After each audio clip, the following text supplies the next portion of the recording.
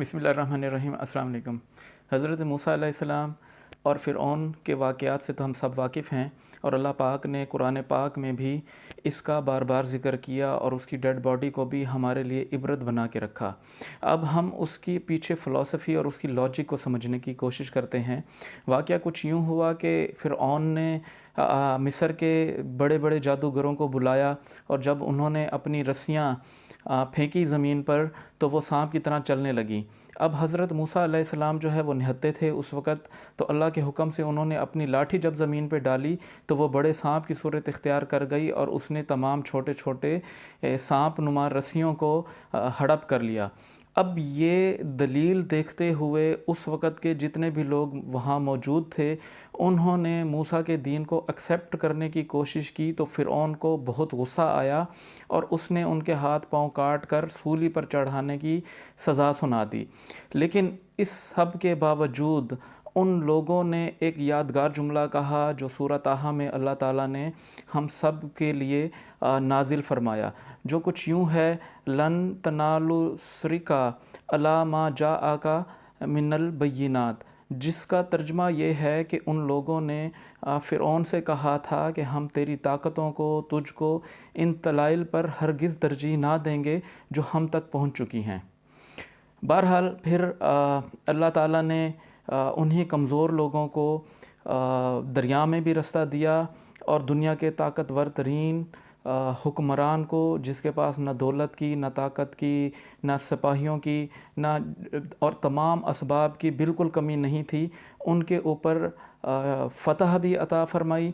और उसकी जो डेड बॉडी है वो हमारे लिए इसलिए छोड़ी कि आने वाली उम्मतें जो हैं, आने वाली ताकतों को अल्लाह ताला के अहकामात पर बिल्कुल तरजीह ना दें।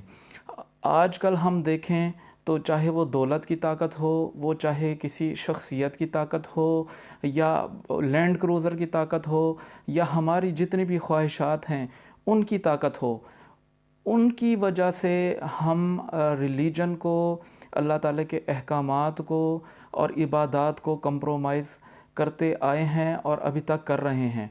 और ये वक्त है हमें ये आयत को समझने की जो सूरह ताहा में है, और हमें भी ये बात कहने की ज़रूरत है, लन तनालु शुरिकु अला मा जाअना का मिनल बय्यिनात, कि हम जो है तमाम ताकतों को तरजीह नहीं देंगे जो अल्लाह ताला ने हमारे लिए दलाइल रखे हैं।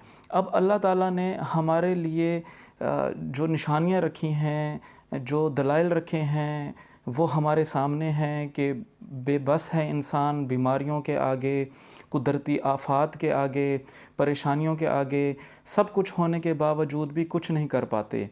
हम अगर चाहें तो अपने उंगली का एक पोर तक नहीं बना सकते। इसके अंदर अल्लाह ताला ने निशानियाँ रखी कि जो ब्लड सर्कुलेशन है, उसकी जो फिंगर प्रिंटिंग है, उसके अंदर जो सेंसर का सिस्टम है, पूरी कायनात के लोग मिलकर नहीं बना सकते।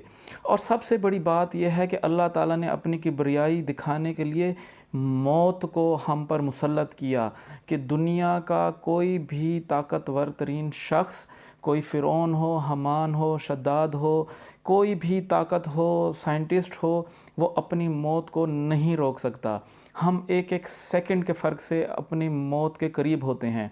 रोज़ाना हम देख लें वाक़यात हैं, हमारी ज़िंदगी में भी ऐसे वाक़यात होते हैं कि ड्राइव के दौरान अगर एक सेकंड हम पहले होते तो हमारी मौत वाक़या हो सकती थी, लेकिन लेट होने की वजह से हमारा कुछ इंचज़ का डिस्टेंस रहा और हम बाल बाल बच गए।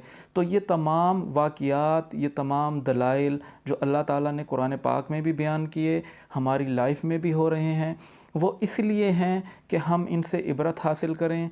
वक्त के फ़िरौनों से, वक्त की ख्वाहिशात से, वक्त की ताकतों से अल्लाह को अहमियत दें और कुरान पाक को समझने की कोशिश करें, और बार बार जो है कुरान पाक की इन आयात को और इबरतनाक वाक़यात को अपने जहन में रखें, अपनी मौत को याद रखें।